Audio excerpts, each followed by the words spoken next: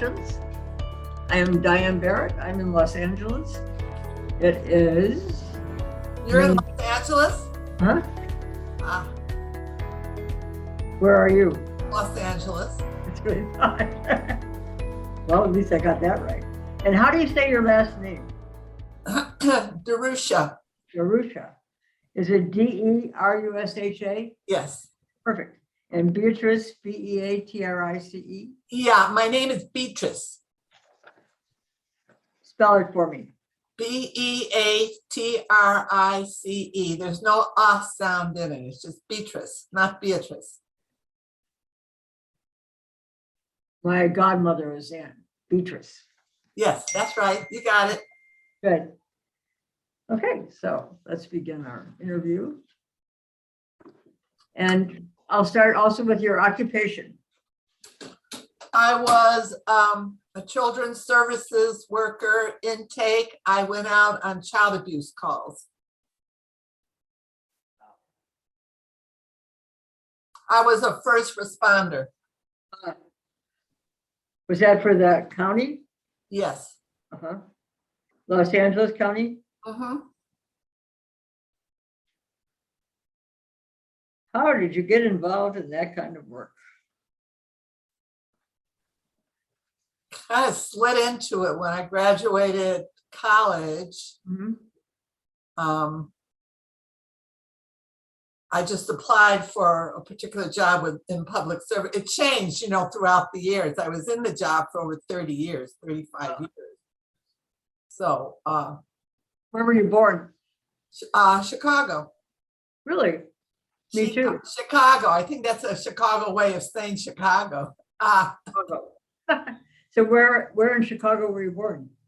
On the west side of Chicago. Huh? Turned out to be pretty rough neighborhood. And I enjoyed it.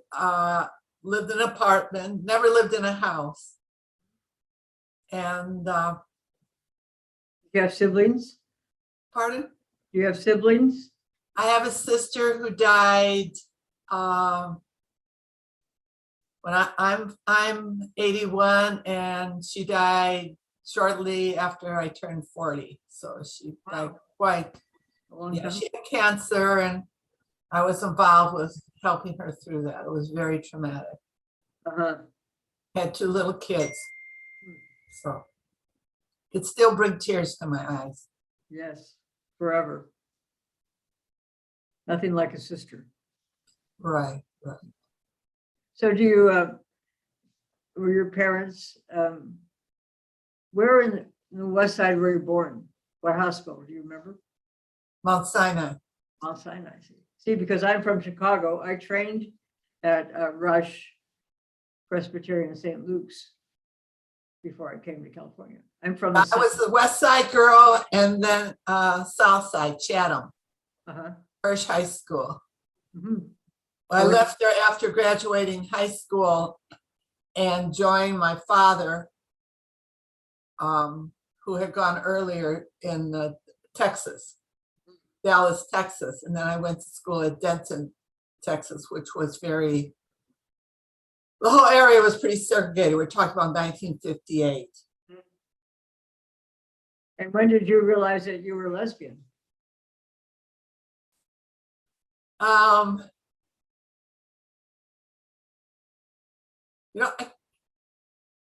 I feel like I didn't think about that. I had pretty grown children by then.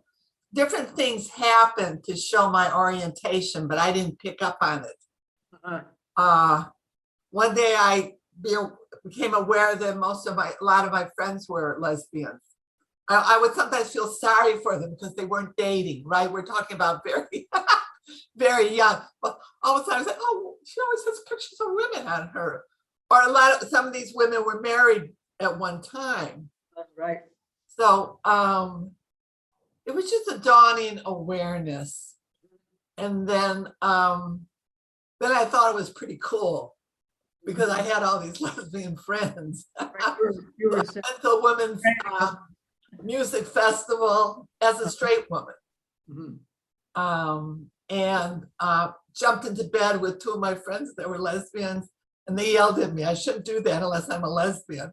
It was just people at work thought I was lesbian because I was always women identified. But it took a while before. And then I would only use the word bisexual because I couldn't say the word lesbian. It's difficult to say that. And Yeah, I am a lesbian. Really, I really said I'm bisexual. And I had already separated from my husband. when did you get married? How old were you when you married? 22. It wasn't, he was a fine man, but it was not a good marriage. I was pretty messed up. I had a lot of medical problems that interfered with my way of being and my child raising. I had low thyroid, which made me very depressed and and I lost my estrogen very, very, very early in life. And so I did dumb things. I had an affair. I was reactive. I was not a good parent. And it took a long time before people didn't talk about menopause way back when. So, yeah, it was a very hard time. I got on estrogen, got on thyroid medication, climbed my way back up. And by then my kids were quite old and damage had been done, but I have a good relationship with both my kids. Good. So are they still connected with you? Yeah, I pulled them together, two boys, and let's see if I get teary, and apologized, told them that my screaming, yelling things I might have said was not their fault, that I was menopausal and thyroid, and I apologized, but it wasn't them. Where do they live now? Still finding himself. I think that just your talking to them about you. Oh, well, that's okay. I don't mind that I don't mind my issues being in there. Right. That's a gift. Anyhow, both my kids, I have a relationship with both my kids. Great. Do you have grandchildren? I have 3 in New York. Yeah. They lived here. They've only been in New York about 4 years. So I helped take care of them. You have a great smile. Oh, thank you. Really nice. So then, did you meet your husband in college or was it afterwards? No, I was politically active. During the 60s, I was a political rather than a dropout and whatever. And was always interested in folk music and folk dancing and square dancing. And Dick and another guy set up something called the Folk Shop. And I joined that because they were doing folk dancing and stuff. And so we were just having similar interests. His parents were also very political. And we had so many similar interests that we just got along. We gelled. How about your relationships as a lesbian? Lesbian. Oh, with women or him? With women. Well, I think there was only one bad relationship. Well, let's talk about the good ones. Actually, the good ones are, as in most lesbian lives and many lesbian lives, I'm still friends. That's right.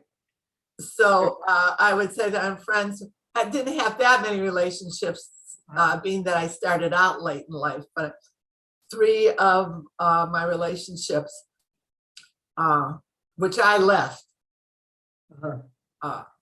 which I was the one that broke it off because I realized I was not in love, quote. I love them.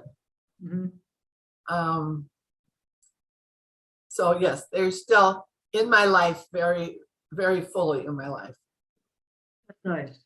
We do that. And I have friends that are lesbians and straight. I still have friends from way back when, from my active political days. What made you go into the child abuse part of working. That must have been very difficult. I kind of drifted. Did you? I kind of drifted into it by the first job that I took, which I don't quite remember, was working. I think it was in the area of child abuse, but it was before the courts got involved and everything. And I think I always wanted to be a social worker. I don't think I was really clear on what it meant to be a social worker or what I wanted to be a social worker. But when you graduated college and you needed a job, and here was a job, people said, and I'm not good at test taking, but I managed to get this job, and it was a good move. It actually was a good move. I never went after the money. I never tried to be, I didn't want to be a supervisor. I'm not good with paperwork. I often was an acting supervisor, and I would say, send me to the most hostile home, but I can't do these papers. They're falling all over. I don't know where to put them. A lot of paperwork. I was much better in the field, and I preferred to be in the field by myself. I took the police with me a couple of times and found them very intrusive. I managed to get into apartments or into homes and make contact within 30 seconds. And just Good. I learned a lot. Not only did I learn a lot being in the field and meeting people whose lives I was touching, but I learned how people, when they're not in interaction with what's going on in the streets, can be very judgmental. Because all of a sudden I'll find myself making a statement like, and then I say, wait a minute. And then I have to give myself an analysis as to why this might be. So it's been very interesting. Sounds good. It's very challenging. What was the greatest adventure that you've had in your life to date, would you say? Was it your work? Adventure? Right.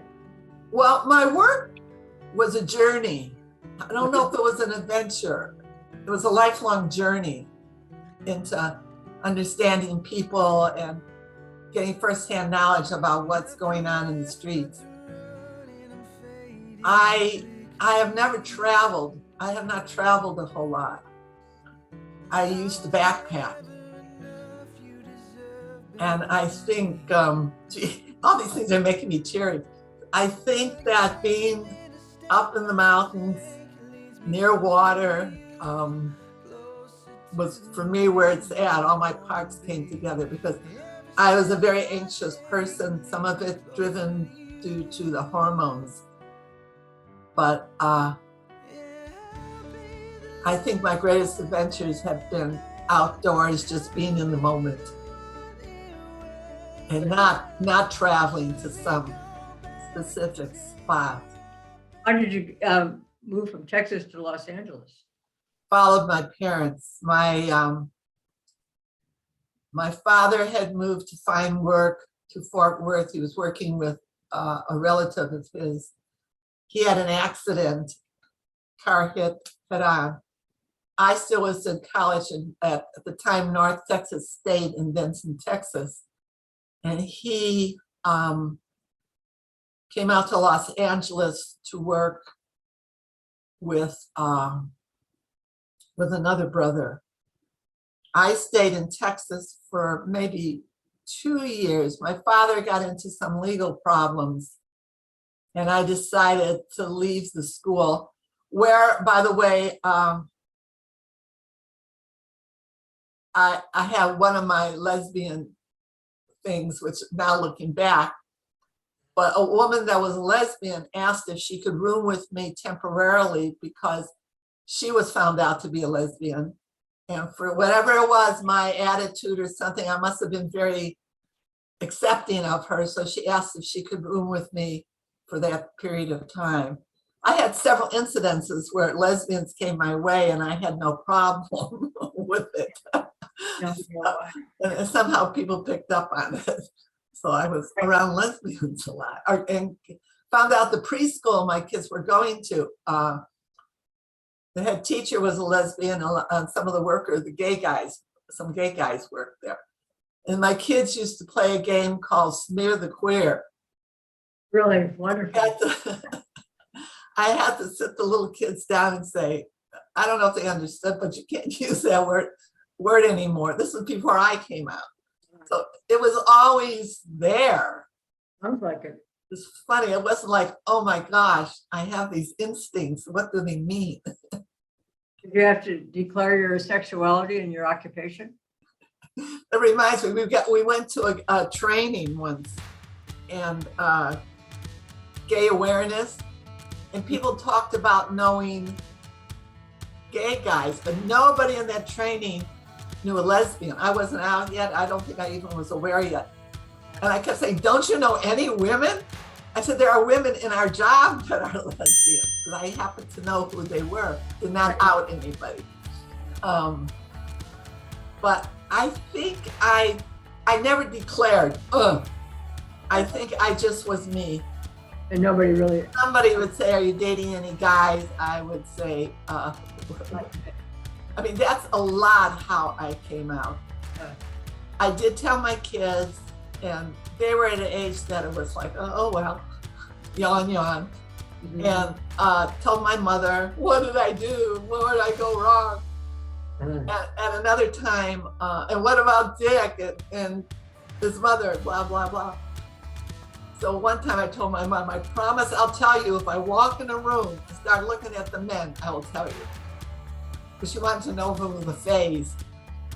So I said, I'll let you know when I look at I'm looking at the women, at the men rather than the women.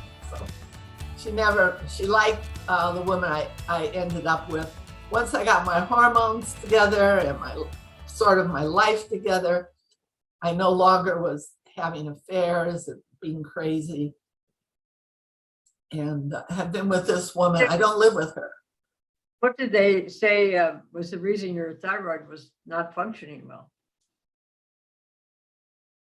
Just had low thyroid function. Low thyroid function. Right, right. Very low, very low. And that was a hard job raising two kids in a bad marriage. Mhm. I was sort of like, I just was not.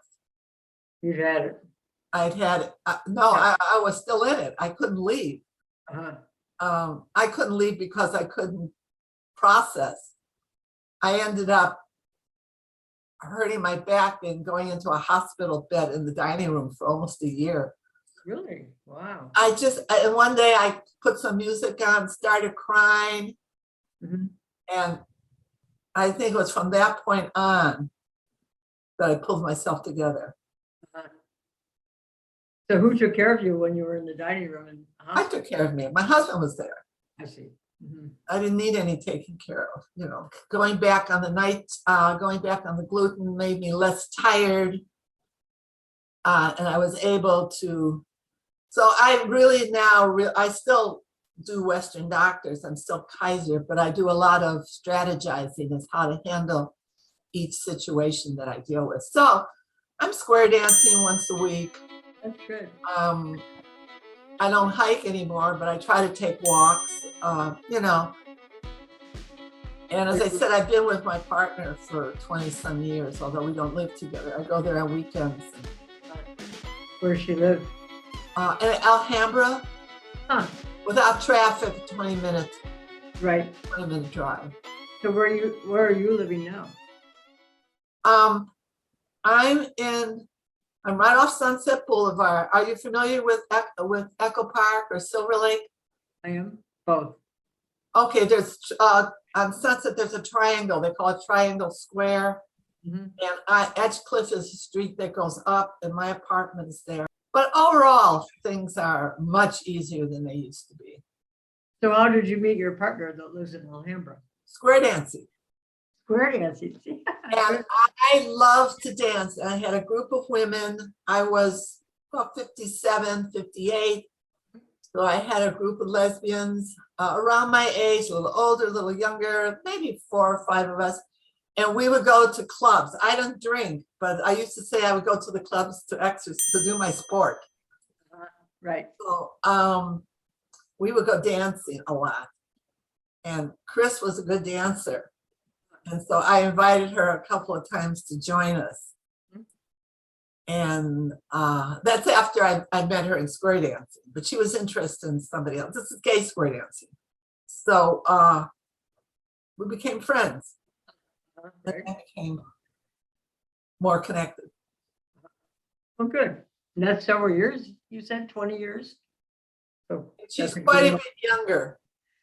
Considering this is a educational and a legacy project, if you, and someone is, a young woman is looking at this and they say, well, don't I have to live with my lover? What's your advice about that? Can you have a relationship without being in the same, under the same roof? Absolutely, absolutely. I don't see a problem. I think it's so very, very individual. I think it's what you make of it. I just see absolutely no problem. And the other thing is that we're not married and we're not domestic partners. Again, if I begged to get married, she probably would. If I lived with her full time, we probably would do domestic partnership. I just filled out those papers, which made her, what do you call when, when she does the financial and the medical? The durable power of attorney? Yeah, I guess because I was married 30 some years. I really, really feel it's such an individual choice as to whether you get married. But what you have to take care of is the financial and the medical stuff. Do you have hobbies?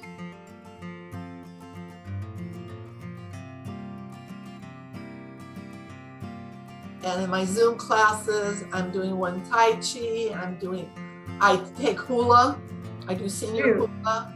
And I we're really like movement. now, as I said, I read a lot, either with books. Mostly I love books. But my energy level is very, very low. I have to take several rests during the day. I don't sleep, unfortunately. You take thyroid replacement? Pardon? Take thyroid replacement? Thyroid No, pill? I'm not taking any medication now. You look like you enjoy life and people. Yeah, I love dancing. And if I had ever had, I don't know if I ever would have gone into becoming a dancer. Probably not. I don't know. From the very beginning, I was folk dancing, and then I found square dancing, and I used to do country western dancing. I can't do line dancing anymore. I can't do the turns, and I can't retain the steps. But if there was no COVID, I would be going to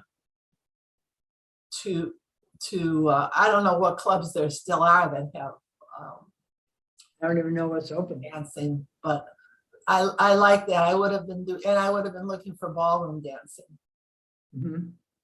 So if anything was a hobby, that as far as a hobby like making things, when people think of hobbies, it's more. I used to say, what people used to say, "What are you doing now that you're retired?" And I think I would just respond, "I'm being." I'm doing a lot, but really, I'm just being and becoming. Do you have questions you'd like to ask me about this project we're doing? No, I just think whatever you're doing, just getting stories out is wonderful. And I enjoy being a lesbian. I like the title. I feel like I'm in a private club. I get a kick out of it on some level. I like that. There's that smile again. I just saw. In some ways, I'm pretty self-contained, so I'm lucky about that. I need people. I have not a lot of friends, but a number of friends that I have the exact right number of friends. I appreciate them. So I'm fine with being a lesbian. It's not, and I'm lucky that telling family, telling my kids, telling my mother, telling my ex-husband was never, I'm very grateful for that. I didn't have to confront any kind of hatred. So are there any out there, but not at me directly. That's good. So are there any homosexuals in your family that you know about? No, I try to find out, but Nobody wants to say anything. no, not at all. Which is, I think, weird. There must be somebody, but I'm not that in touch. There is a whole big family group. I once put it out, if anybody knows, and I never got a response. Did you? How'd you put it out there? In Christmas card or something? No, oh no, I don't send cards. I put it out on the, there's a group called Century Family Relatives, and I put something out there to the Century family. What is it? Never, but I am sure there must be somebody out there. But there's also the idea that if I was in a good marriage, or what, I mean, there's also the possibility that maybe I would have had instincts and tendencies and stuff. I don't know if I would have acted on it. I might have. I think that I would, because I started looking at women. Right. You did. Started looking at women rather than looking at men. So, and I've always, as I said, been women identified. I've always had gravitated to women. I'd like to go back to that question that I asked about if you knew you were going to die soon, how you'd like to be remembered. And you said that you were caring, right? That I what? You were caring. That I care. I don't know if I'm caring, but that I care. I have a problem with empathy. I could go to a room, and if I see somebody looking really sad or out of it, it affects me. The cognitive doesn't come in all the time so that I can make the separation. So I struggle with that. I think I'm an empath that doesn't always have control over it. But I do care. I really do care. And for I have a friend that's having a very hard time. So I do, and for certain people in my life, I say I want to be the good woman behind the good woman. If I could be your bitch buddy, or if you need to just bitch or whine, I'm not going to take personally what you say about the other person. I hear it as something that's coming from you in the moment. So I'm a bitch buddy for a few people. And can't be a bitch buddy for everybody. So just a few. Be careful. You could be lining up the people as they see your interview. Yeah. No, so I think that it's just very simple, that just that I care. Right. Well, in your work, you had to. So thank you. We've been honored to know you in this little interview. All right. Thanks so much. Thank you. Bye.